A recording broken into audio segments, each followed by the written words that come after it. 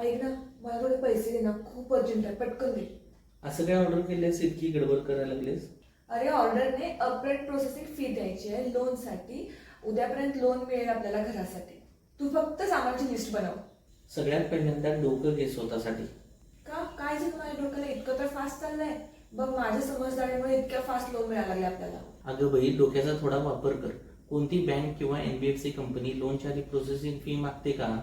म्हणजे त्यांनी तर मला याचं आयडी कार्ड दाखवलं होतं, मग स्कॅम कसा काय असू शकतो? ते बघ, कोणत्याही रेप्युटेड बँकेचा एम्प्लॉई किंवा एनबीएफसी कंपनीचा एम्प्लॉई पर्सनल नंबरवरून किंवा व्हॉट्सअपवरून तुला अपफ्रंट प्रोसेसिंग फी मागत नाही. आणखीन तुला जो आयडी दाखवलेला आहे तो फेकही असू शकतो, कारण कोणताही रेप्युटेड बँकेचा एम्प्लॉई किंवा एनबीएफसी कंपनीचा एम्प्लॉई तुला व्हॉट्सअपवर किंवा पर्सनल नंबरवर आयडी पाठवत नाही. अरे बापरे, मला तर समजलंच नाही. मी तर खूप एक्साइटेड होते घर घेण्यासाठी. ठीक आहे, नेक्स्ट टाइम पासून काळजी घेत जा. जरी थोडा लेट झाला तरी हरकत नाही, पण पूर्ण प्रोसिजर समजून घेत करत जा. फ्रॉड होण्यापेक्षा पेशन्स ठेवलेले बेटर.